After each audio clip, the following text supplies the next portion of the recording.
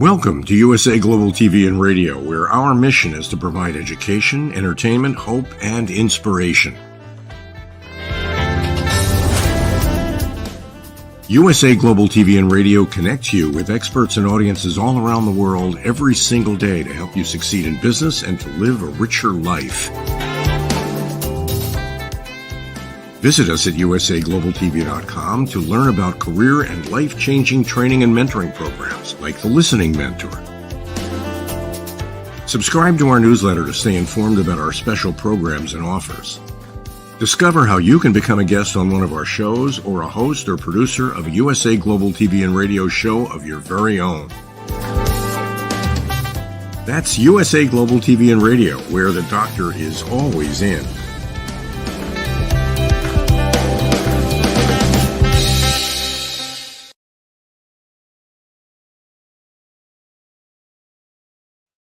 Hello, everyone, and welcome to a new week here at USA Global TV and Radio in partnership with E360 TV.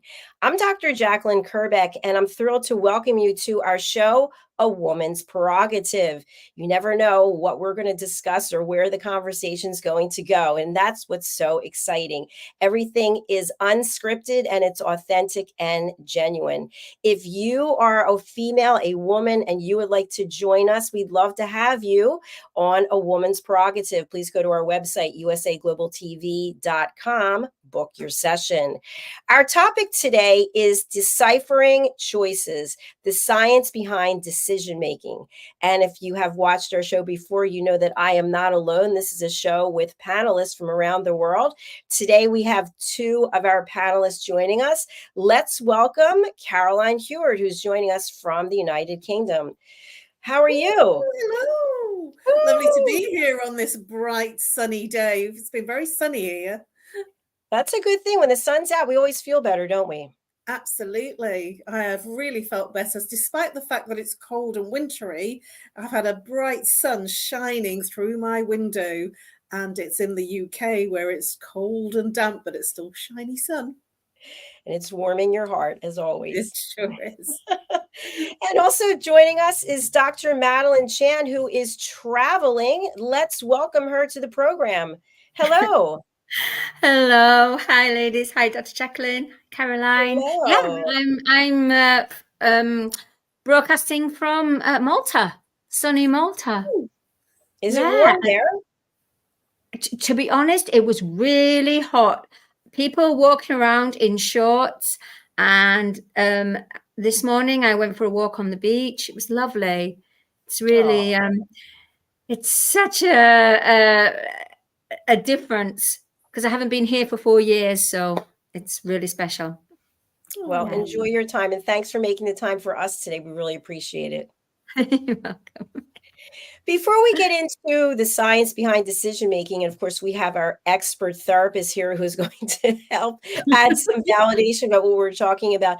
I'd love for you to share a little bit about yourselves. And of course, we are always evolving. There are new things coming up in our lives. What would you like the audience to know about you, Caroline?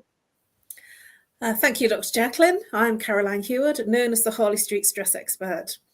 What do? I help people bust their stress. And how do I do that? I work with root cause therapy using chakra psychology to identify what's causing your pain, your complaint, your symptom. So whether it be emotional, physical, mental, or behavioral, then I work with you to identify what's causing your symptom in the first place. And generally, I'll go back to childhood to work out what the symptom is. And it's done in a very, very quick process. What's new for me right now is that I'm now a finalist for a Woman of Heart Awards, the Face of Woman of Heart Awards, which is taking place in London on the 17th and 18th of November. That's next weekend. And there's quite a few videos and things to do for that, which I'm still in the process of doing. But it's very exciting for me and something that's taking me in a new path to new audiences and to be able to help more people on more platforms. That is super. Congratulations. Thank you. Very exciting. Of course, you are working with one of our team members who is not here, Dr. Desiree Richardson. So we wish you all the best with that. Yeah. Thank you very much. And Dr. Madeleine Chan, founder of Star Child Universe, what is new in your world?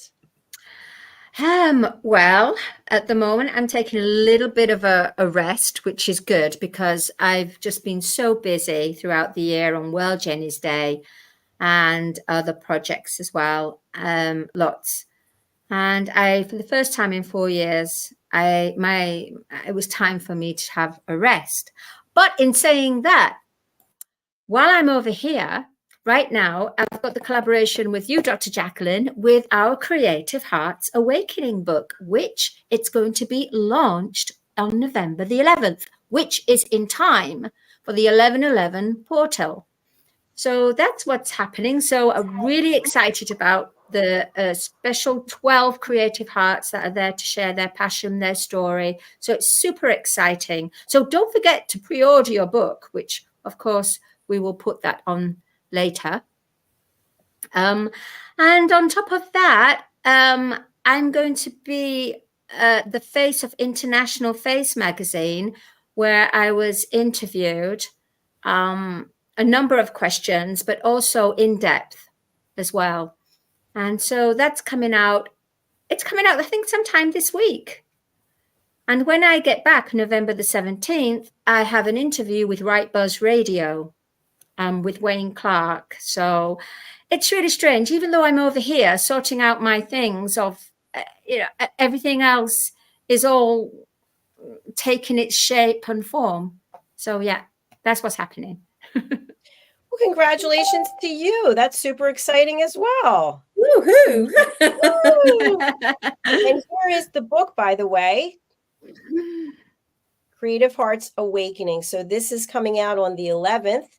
And then on the 15th, we have Caroline, who is featured in our next book series. And that's coming out, as I said, November 15th. I don't have a mock-up of that at the moment, but we will get to that. So it's all exciting how we continue to put ourselves out there. Okay, so our discussion today is about deciphering choices. And so it's how we make our decisions. Do we have any rhyme or reason or strategy about how we make decisions? Or we basically go, hey, yeah, that sounds like a good idea. Or let me put it in a hat and pull out a paper and see what the answer is. Or are we really very disciplined and structured, and we have time that we have to take before we make a decision? Don't bother me. I have to think about this for a while so I can make a decision. So without going into the actual science of it, Caroline, how would you describe yourself as a decision maker? Are you off the cuff? Do you have to analyze? What are your thoughts? Well, that's a very interesting question. It depends what it is. And so if there's something like I've had to make a lot of decisions for my new home, for instance, who do I get in to sort out my painting and decorating?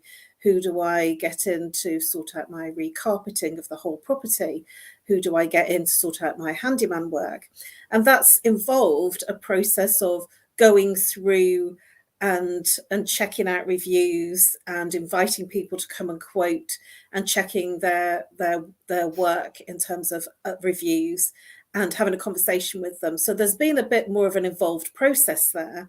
And I've done quite well because I'm new in the area and I've chosen some extremely organised and very professional and very competent people to do the jobs that I've needed to do. And then on the other hand, there's things like sort of training and courses.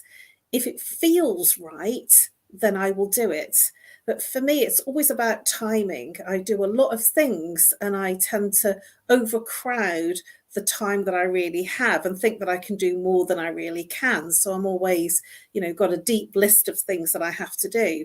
So I manage that by extending deadlines. That's what I do. And so I decide what's right for me because it feels right. And when I chose the people to do the work for me, I went on the back of not only the reviews, but if I felt comfortable with them and confident that they could do the job.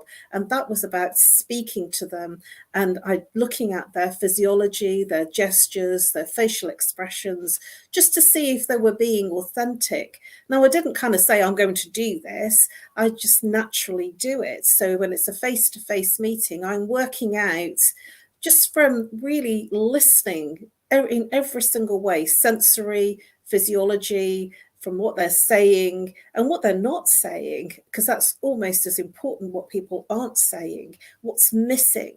Sometimes what's missing is even greater than what's being said.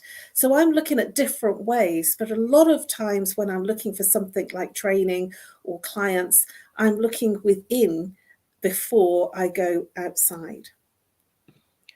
I love that. Thank you for sharing that. Very interesting. Dr. Chan, are you similar to Caroline, or are you completely different when it comes to making decisions?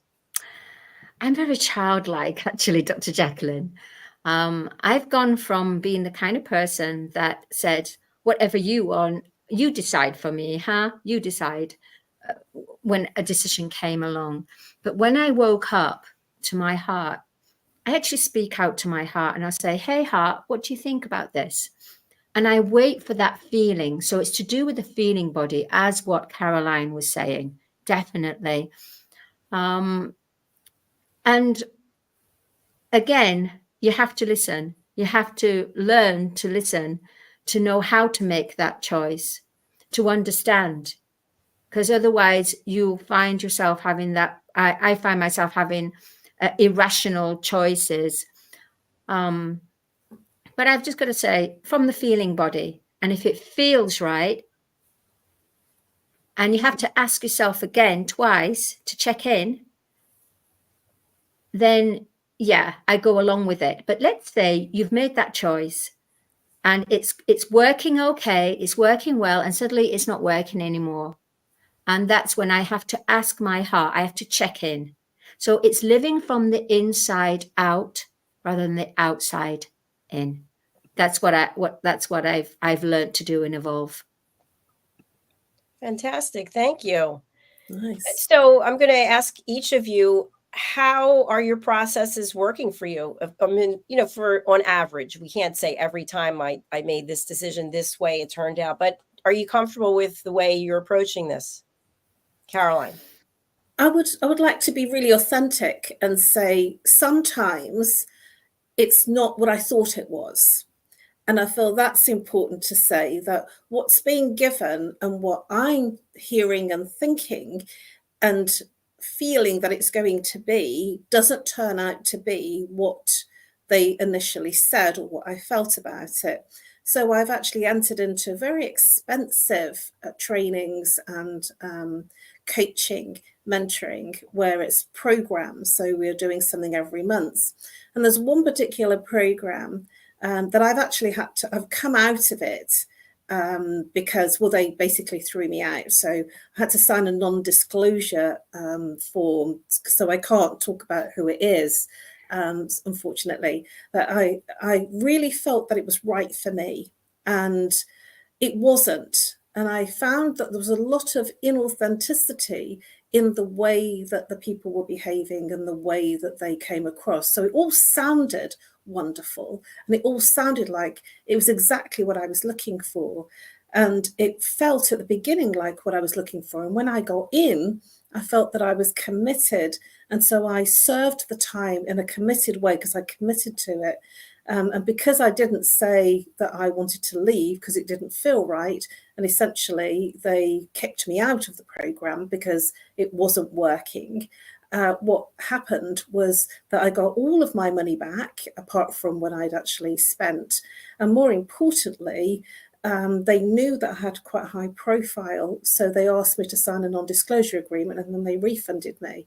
But the moral of that is I should have quit earlier because it didn't feel right almost from the get-go when I got onto the training. It was very out of alignment. And what I've learned from that, and that was a number of years ago now, what I've learned from that is if it's not working, to communicate it's not working, or it's not what I thought it was going to be, and to quit earlier and to say, sorry, this is not going to work going forward. I want to leave, and not feel embarrassed to leave. How empowering is that? Very. Good for Very, you. absolutely. Yeah, It's well done. is. I mean, that's insightful. wow. What can you say with that? Dr. Chan, how about you? How would you say that your decision-making process is working or not working as well as you'd like it to be? I'm relating it to how, if it's about, I think, it's all about meeting people, having new experiences. So therefore, when you meet someone, the chemistry is there, whether it's from a friend, whether it's from relationship, or whether it's work environment. And everything is fired up. The energy is there. You're magnetized and you're going, it feels right. I'm going for it. So you go for it and everything is all perfectly orchestrated for you to go in and take your place and experience. And as you're doing that, it's great. But then there's a lesson. Once the lesson comes in, then everything is thrown out of balance. And then you think, did I make the right choice? And then you start judging yourself. And it's a case of, I've started to look at things in, yeah, it sounds good. It feels good. It feels right. I'm meant to do this. What is it that I'm meant to have from this? And sometimes I ask, what am I meant to have from this before I've actually entered into that frame or experience? But it never comes through. I never get the explanation or the solution of it, because it's something that my soul has agreed to go into, to experience, learn the lesson. Once you learn the lesson, your vibration no longer matches that the people, the situation, or whatever it is. And therefore, everything, it's almost like it separates, and you no longer feel part of it. You no longer feel fired up. You no longer feel belonging to it. You have to. It means the lesson has been learned. The door is closed. It's time to move on. I like that. Yeah, I like what I I'm just hearing received today. a download. You're both being very authentic. Thank you. I'd like to add to what Yeah. Dr. Madeleine has just said, in the fact that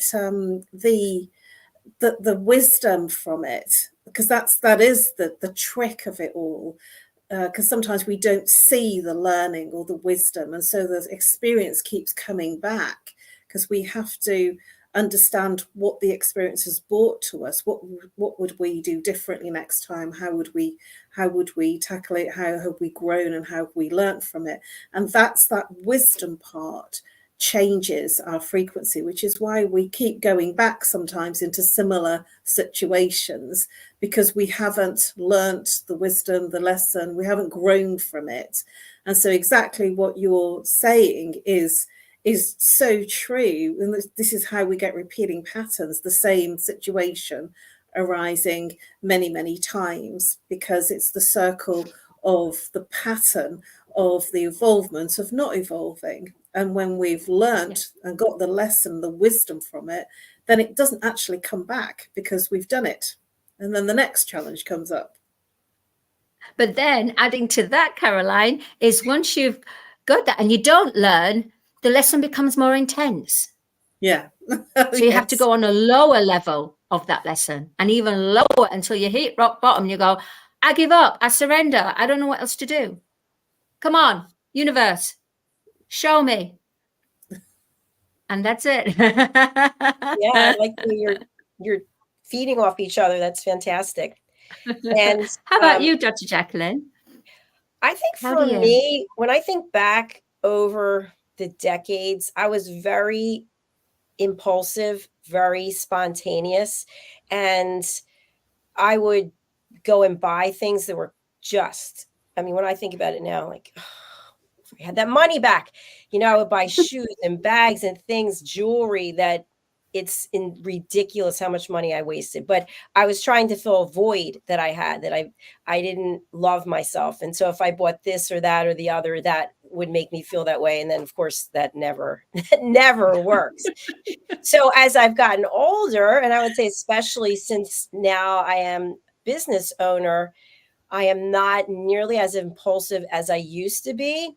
But at the same time, I'm not someone who deliberates for a long time about things. And I'll give you an example.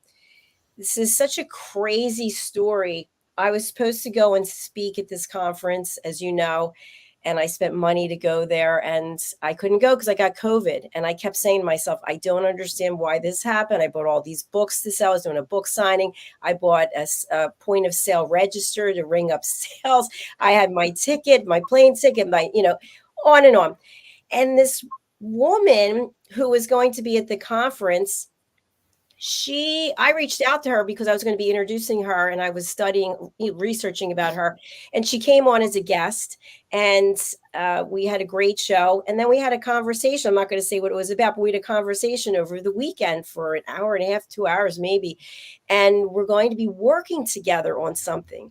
And she actually thought of me as the person she wanted to work with. And I thought, so my point is, when she brought this to me, I didn't say, let me evaluate, let me consult with this person and that person, let me do the Ouija board.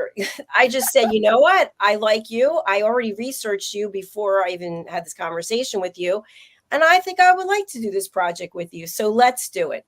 So somebody else might have been like, what are you, out of your mind? You don't even know the person's, but no, I had a good feeling about it. And I like what she stands for, what she wants to do. So if I said that to one of the two of you, you might say, oh, yes, definitely, I would have done the same thing. Or you might say, it was meant to be. Or you might say, no, I'd have to do an analysis. I'd have to do a background check. I'd have to run the finances, blah, blah, blah. So in that case, Caroline, what would you have done with what I just told you? There's no more information, just what I told you.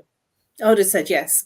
I would have, because you've already decided to do the trip. So that was a yes. You couldn't do that. So that opportunity disintegrated, and then another one came up that's probably going to be better than the one that disintegrated.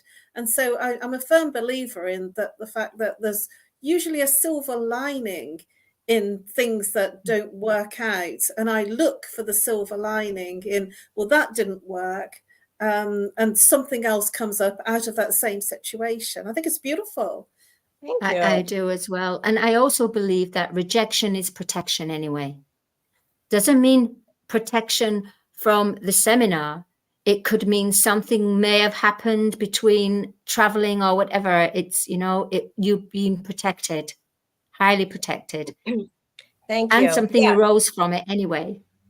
And I had said to Caroline, it was such a strange thing because during COVID, I didn't get it. I think all my family members got it except for my mother and myself. Then my mother's passing, and, that was so traumatic. And you would think there's a lot of people coming into the house or whatever. Didn't get it then. But literally the week I'm supposed to travel and I'm here by myself, I get COVID. So I knew something had to come from it. And so anyway, that was the whole point. And so when it comes to making decisions, I thought to myself, I'm going with my gut. I like what I see. I like what I've read. Now, when you have a project, like Caroline, you were just talking about a project that was brought to you, that you were invited to be part of, and Dr. Chan, you have something that you were asked to be a part of. Did you do a lot of analysis on that? Did you say yes right away? How did that work? Caroline, we'll go with you. Well, I did. I was invited to do one project a number of years ago now, and I'd actually just lost my baby brother at that time. And I didn't really do a lot of thinking. I was in quite a vulnerable state. And I just said, well, okay, this sounds good. And the person was somebody I trusted and somebody that I felt that, would be, great to work with. Unfortunately, that particular project didn't work.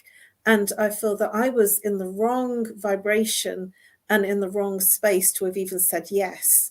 And that's also important, when you're feeling vulnerable And when something quite major has happened, it's not always a great time to make those decisions. And I felt like I was being pushed into doing it rather than me feeling that I was ready to do something. It didn't work out, and I ended up leaving the committee, and the whole event was just a disaster for me. So what have I learned from that? Well, I will be much more much more kinder to myself in terms of making decisions when I'm feeling very vulnerable, because I landed up working with a narcissist, and I shall say no more about it. But on the other hand, there's been other times that I've taken on projects in a way that, you know, I've just said yes because I know and like the person, I trust them, and they've worked really, really well. And so it does depend on where my vibration is, where I'm at, and what's right for me at the time and my involvements. And at that time, I should have really just not been doing anything. I should have been taking care of myself. And I didn't really check in to myself to make sure that it was the right thing for me to do. Once again, thank you for the transparency. I love it. Absolutely.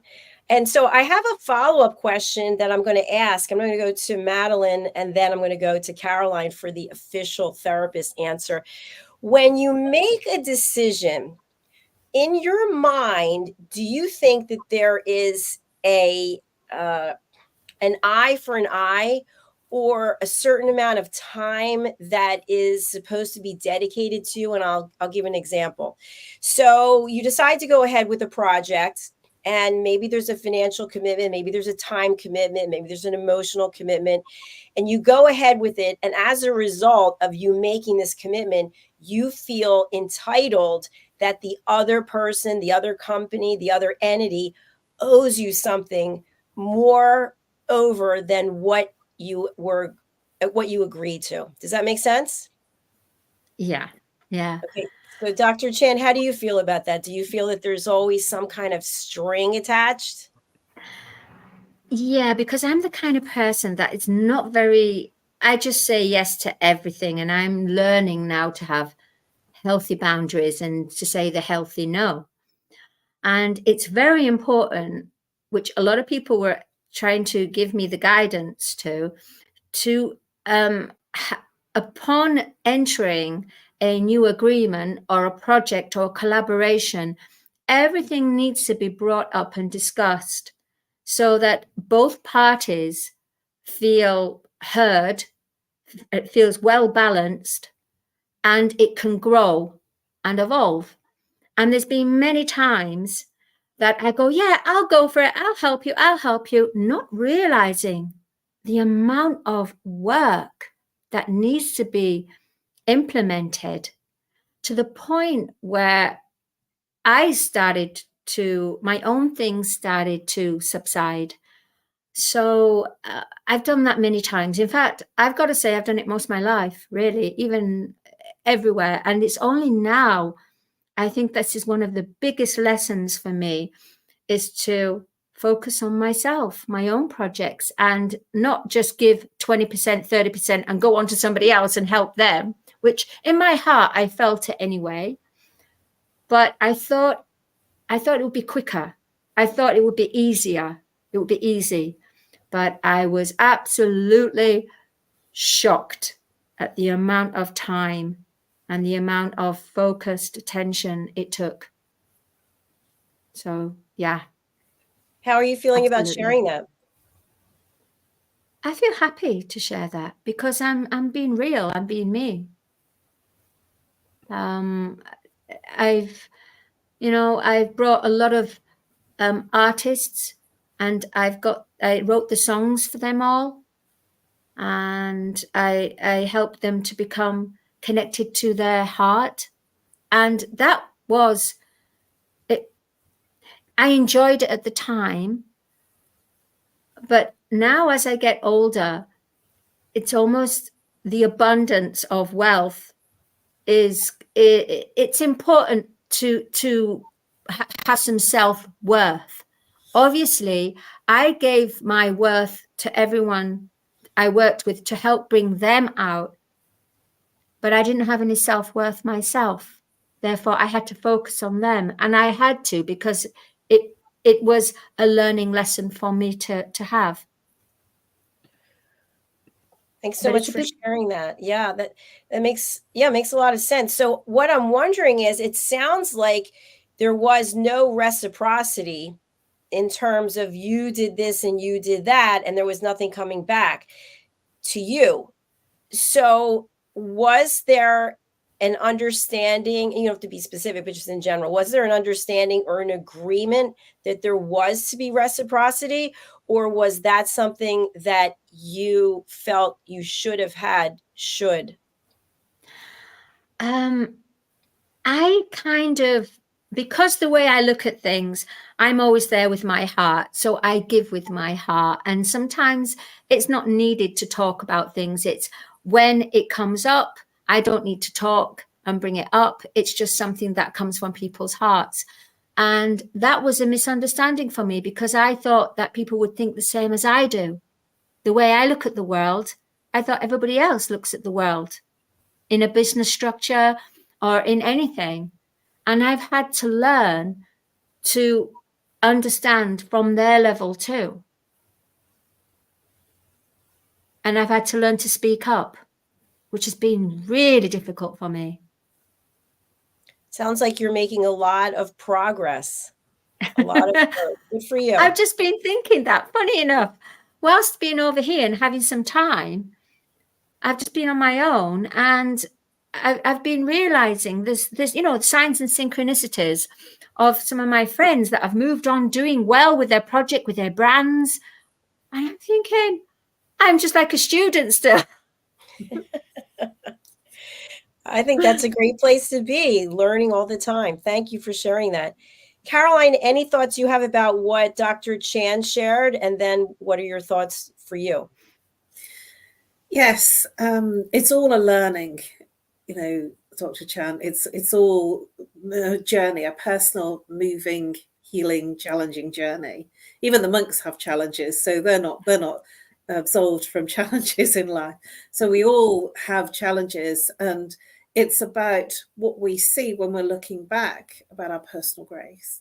And when you can see your personal growth, then was it worth it? Yeah, of course it was, because you can see how much you've evolved and changed with that insight and that wisdom.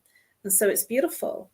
It's only not helpful when you are doing the same thing over and over again and not actually moving anywhere, and in the same revolving door, the same pattern. So the fact that you can see it, I still consider myself a student as well. So that they're you know, and I'm almost 60, I always say that I'm studying. I'm always doing one training course or another, because I feel that's my path. The ever student. I don't think I'll ever stop studying. There'll always be some course that I want to do, or some training. So that's good for you that you're in that space. Thank you, Caroline. But I was also thinking about in the other aspect of being a student, you know, where you don't have a place of your own, and you know what I mean? You don't have a car, you don't have material assets. I mean, I've got my clothes and all, and plants and everything, but I mean, as far as the modern world, you know, your own place, your own car, your own signature in this world. Are these things that you've wanted, Dr. Chan? Do you really want them? I don't think I did. I don't think I did. I think, there you go. But from meeting a lot of my friends now, I realize, you know what, it'd be quite nice to have that. So I'm thinking, I have to make enough money to be able to, let's see, you know, I don't know. Let's just see how it all flows. But I have a different mentality now. And maybe it's shifting from the mindset, making that, deciphering the choice to now not live in lack and limitation, but have self-worth in the currency of money and what all it encompasses and buys. So for the first time, I've kind of gone into 3D materialism, but not in an ego and in a possessive way, but in a nice way. It would be nice to have this. you know. But I'm not going to the shopping mall and going to go talk shop and, you know, get all this desire. I can't do that. I can't. I'm not doing that. Well, it sounds like you're talking about security. You want to have a home. You want to have a place that's your Yeah. own. So Yeah. that's great. So you just I think we have our expert here, but I think in order to manifest that, you have to truly want it and see yourself there. What does it look like? What are you doing when you're there? So let's go over to Caroline to close out. How are you feeling about how it impacts you? Well, you know, I'd endorse what you've just said, Dr. JACALYN, in terms of I said, and I'd said for a long time, so it was a decision I'd made that I'd be mortgage free before I'm 60. And I didn't know how that was going to happen. And I certainly wasn't earning tons of money when I made the decision. I was still in my career. I would say that the decision was set. I made my mind up that that was going to happen. And the opportunity came. And so I let go of London, where I was very attached, and I let go and created from a decision, not based in, you know, sort of whether I had the money or not, but the decision to become mortgage free. And that decision was made not because I had to sort out the money, but I had to decide to let go of what I had. And in letting go, that opened the doors to become mortgage free. And by default, by default, and by the fact that I'd made a decision, it happened before I was 60, one month after I was 59. So, you know, I would say that if you have the commitment behind your decisions, then, as Nike says, anything is possible. I find that remarkable, honestly. Absolutely. Mortgage free. Commendable. And by the Caroline. way, as we know, because we've discussed it, but it's important to mention it, your move was not an easy one. There were all kinds of things, challenges that came up, and you had to just keep your focus. And I'm sure at the time, Caroline, when these things were happening, did you question, is this the right thing? Am I really being tested? No, I just kept going because the practical stuff hit me. And instead of like sort of going into my heart and feeling into it and wondering what to do, I literally handled all the practical, logical, physical stuff that needed handling, which meant continually speaking to the solicitor, who was an absolute angel, continually talking to the 2 estate agents who had, you know, a lot on their plate with other people as well, emailing. So really doing the crunching of the physical, practical, logical stuff that needed doing. All of those things came in toward my goal. So everybody was singing my song. Everybody wanted me to achieve that becoming mortgage free, that new home, that selling my other home, because everybody had bought into it, because the vibration was bigger than me and everybody wanted it to happen. So I championed people around me to make it happen. And that was very practical stuff and getting other people to see my goal. Well done. I think that's a talk, and absolutely mortgage fantastic. With Caroline. It's amazing. And, you know, I want to talk about another aspect of decision making, which I think is really important. It's our emotional state of mind. And when we are highly emotional, we might make decisions that we wouldn't make otherwise. And when we are emotional, we might not make any decisions. So I know there's an old expression that if you, I don't know exactly what it is, but if you don't know what to do, do nothing, especially when you're under trauma. So Caroline, what are your thoughts when, from a therapist perspective, when someone is highly emotional, how do they go about the decision-making process that's different than when they're not highly emotional? When you're highly emotional, your intelligence goes down. So your emotions are up, but the intelligence is down. And so it's better to make decisions when you are in a good mental state of being, a good emotional and mental state of being.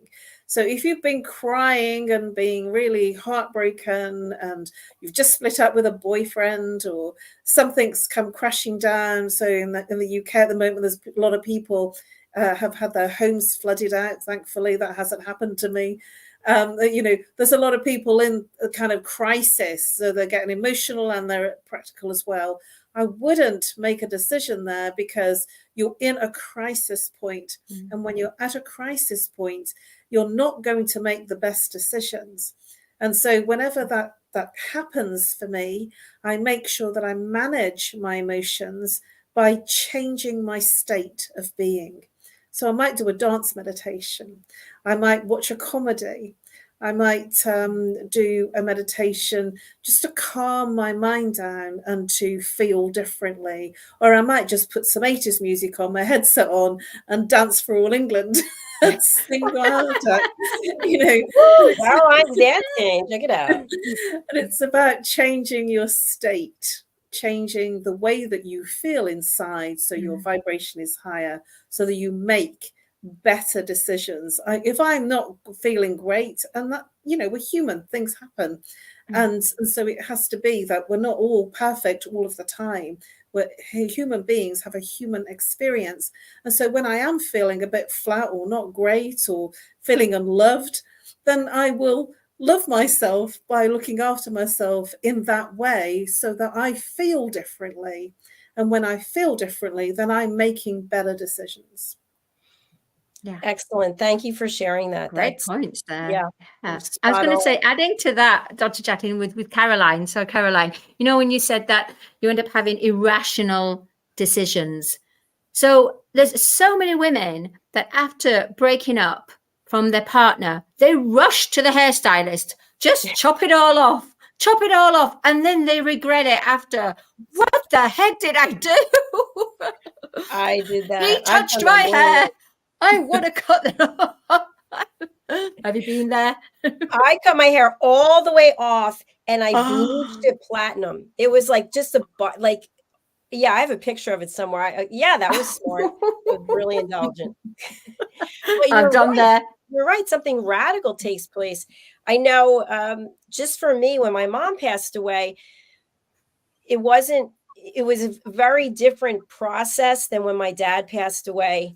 And after she died, it really hit me in a way that I didn't anticipate that it was going to hit me, because we were together so much. It was just the two of us, and we did so many things together, and she was always there for me to talk to. And so anyway, in the course of 2 weeks, I was going to live in New Jersey. Then I was going to live in Virginia. Then I was going to live in Florida. Then I was going to live I was going to live someplace new. And finally, I said to myself, you don't know what you want to do, and you don't need to make a decision.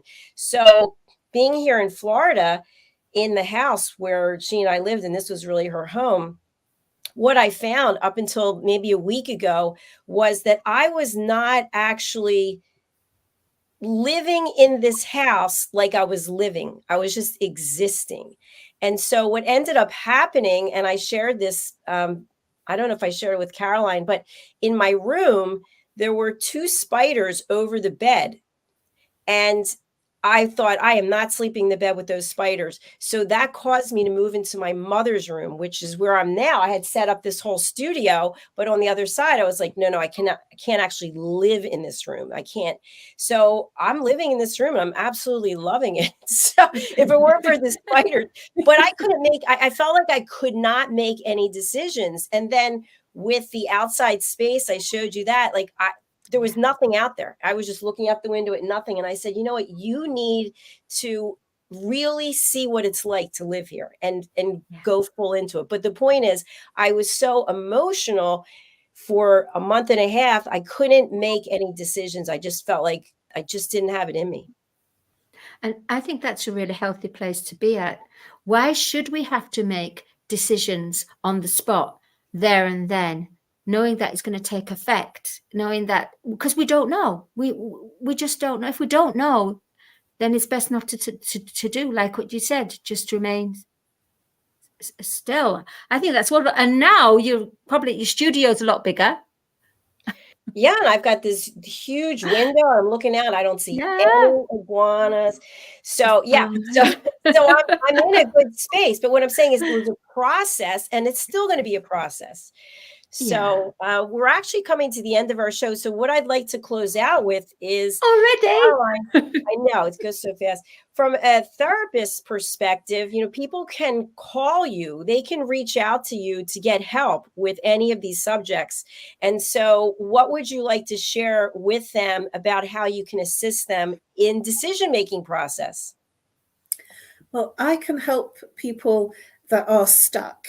So if you are in a relationship and you're feeling stuck, not sure whether to stay or whether to go, if you're not sure about how you're feeling in that situation because you've been in it for a long time, then I will help you with a free consultation, either on Zoom, Skype, audio, video, messenger, or phone call if you're camera shy. If you can reach me out, you can reach out to me on nomorestress@live.co.uk or call on +44 if you're international. If you're local, 07523 120 189. And I will help you become more peaceful internally.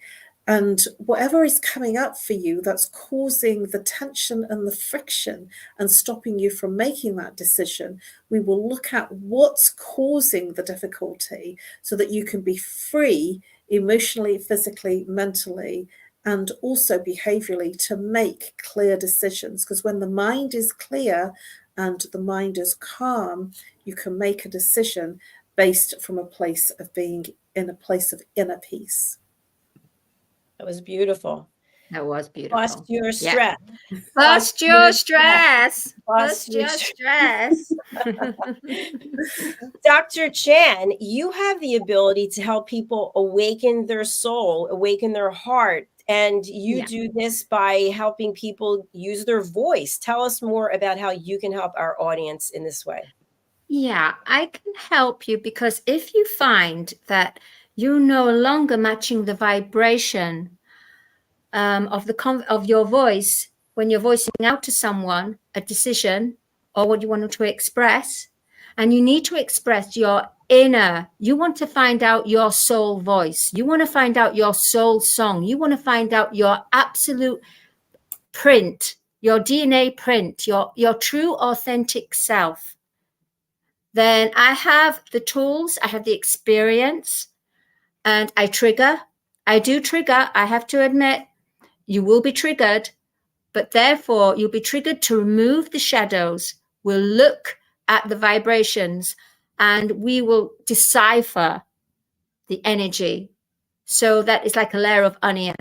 And then you'll connect. I'll help you connect to your true soul voice, soul, heart, mind awakening, helping you to shift your mind to a new perspective and make all your decisions from your feeling body with the emotional intelligence. Absolutely brilliant. And I'll help you write a song about it as well. Thank you so much, ladies, for being here today. I really do appreciate it. And Caroline will be back later this evening, back again at midnight. Caroline, bust your stress. Bust your stress too. Thank you. So thank you, Caroline. Thank you, Dr. Chan. I look forward to speaking with you both outside of here. And thanks again for being here. Thank you, Dr. JACALYN. Thank you, Caroline. Thank you, E360 and USA Global TV and Radio. Thank you. Stay with us. We're going to hear from our sponsors. They always have important messages, so we encourage you to stay with us while we go over to them. This program is brought to you in part by the British School of Excellence and founder, Mr. Philip Sykes, building confidence, changing lives. Do you share our view that etiquette is a set of modern life skills that are essential for personal and professional success? Join us as an etiquette coach and change people's lives through the power of etiquette and manners. The last few days have been really amazing. I had a trainer course from the British School of Etiquette. And I must say it's been one of the best decisions I've ever made and one of the best investments I've made in my own training and development. Now, words alone will not describe the transformation and the positive path that I have traveled with the British School of Etiquette. I find really I learned a lot from the lessons this time I came. The last few days with the British School of Etiquette have been fantastic. And what I've learned now is really beyond my expectations. This is the most rewarding experience and the best investment I have made this year.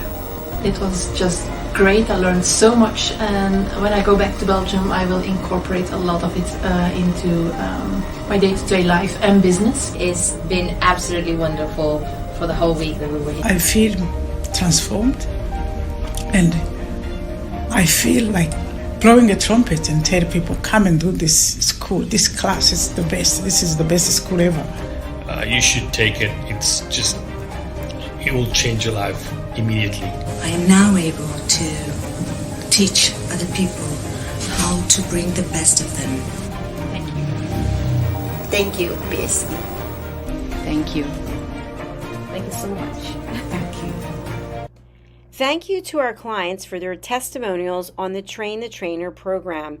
Our exponential and global growth is so significant that we've evolved from the British School of Etiquette to the British School of Excellence, where we're investors in people. Let us invest in you and your career. Contact us to become an etiquette coach. Go to thebritishschoolofexcellence.com. Start your career and elevate your success today. USA Global TV and Radio, in partnership with Dr. JACALYN LLC, present Amazon #1 best-selling author, Dr. JACALYN KERBECK. Dr. JACALYN KERBECK is a certified life, career, and executive coach who teaches people how to listen at an elevated level through her courses and her books. Dr. KERBECK teaches her clients how to open their hearts and express themselves through their creative genius. In her children's book series, The Amazing Adventures of Lady Ella, the listening mentor, Dr. KERBECK teaches children and their families how to listen at an elevated level. Dr. KERBECK has worked with clients across the world to guide them in how to express themselves and communicate at a highly effective level. Join our team of elevated listeners so you can listen without judgment, without providing a solution, without interruption, and without stealing the stage. To order your books today, go to drjacalyn.com or Amazon.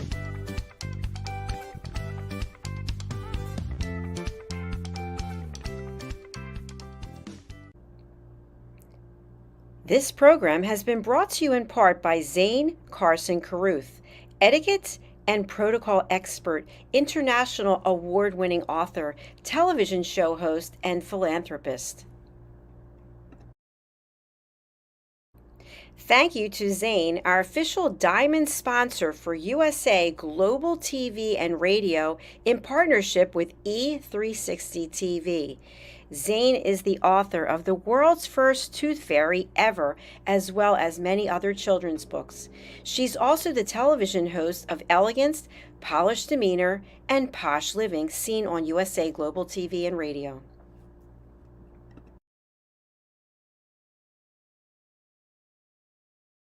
Hi, my name is Zane Carson Carruth, and I'm the author of this book, The World's First Tooth Fairy Ever.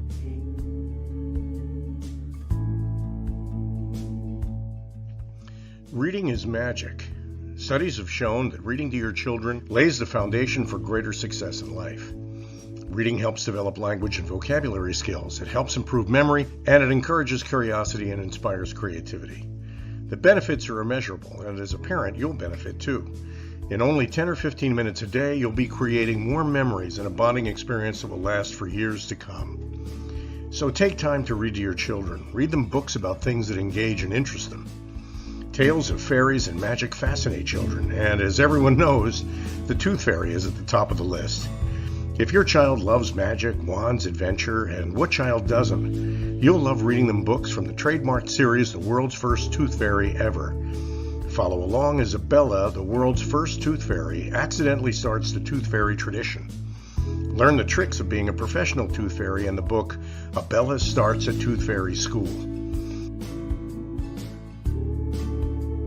Your child's imagination will soar as you read the adventures of Bella and her magic wand.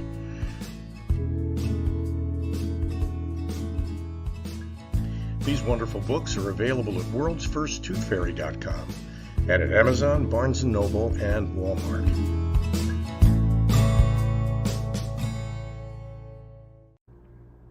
To learn more about Zane, contact her through her website, zanecarruth.com, ZANECARRUTH.com. Order Zane's books and merchandise. Contact her about being a keynote speaker at your next event.